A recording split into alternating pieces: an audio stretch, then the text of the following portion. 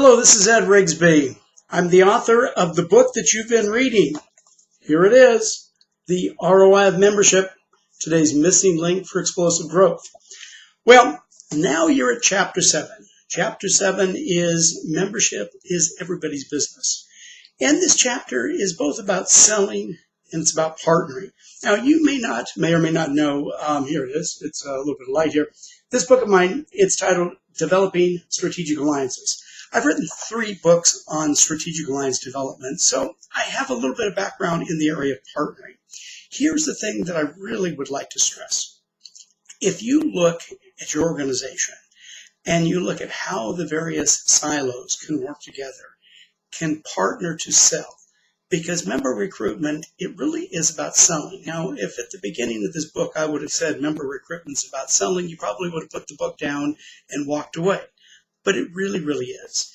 And to sell successfully, your organization, why I say membership is everybody's business, because quite frankly, from the chief staff executive on all the way through everybody in the organization, and from the chief elected officer all the way through all the volunteers in the organization, it's everybody's business. Now, in this chapter, I talked about there's 3 basic models for recruitment.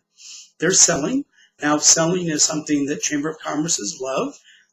There's door-to-door selling where basically people go around and politely twist arms and pick up checks. And I pretty much know your organization is not going to do that. Also, there's telephone selling. Now, telephone selling can be very effective. There's a couple of tweaks to that. Number one, if you use incentives to get people to join the telethon, and then you don't have that incentive next year, well, the chance of them renewing is a little weak. The other thing with telethon selling that is a little bit of a challenge is if you don't have a very powerful assimilation program, then the result can be you've brought a lot of people in and it becomes a turnstile. Because next year, when there's no special incentives, they've not been assimilated, they just move on. And you really don't want that, because then they're kind of bad-mouthing your organization. It would have been better off not to have had them. Then we've got marketing. Now, marketing is a great thing. Marketing is a pull activity. We pull people to us. And in my member ROI summits, I talk a lot about the fact that marketing's good, although marketing's very expensive. And most of the research that we have out from the various companies out there, and you know who they are, from Marketing General to others, show us that the member get a member and the website and the things that are very inexpensive are much more effective than the very expensive marketing. I'm not saying don't do marketing. I'm saying that it is expensive. And if you've got lots of money, that's a great way to go. Now, the member get a member for a lot of organizations, and especially, mid-sized to small, that really is very powerful. And, when we talk about that, the whole key is I really believe if a member brings somebody into the organization, if they recruit them, then it's really their responsibility to assimilate them. It's their responsibility to, invite them to the annual meeting. It's their responsibility to see that they show up.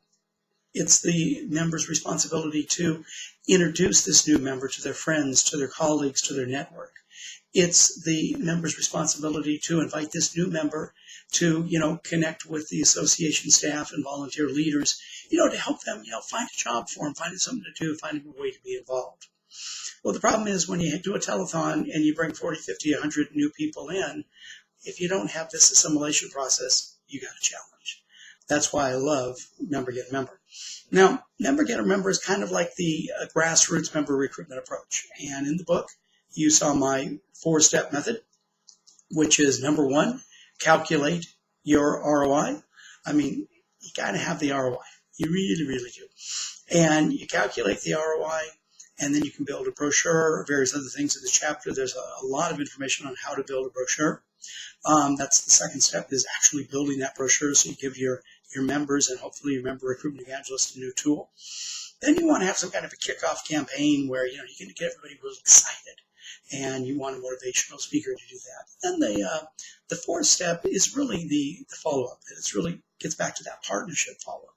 You want the staff and you want the volunteer leaders to work in concert together, not to arm twist or not to berate members, but to remind members to go out and hand out the brochures.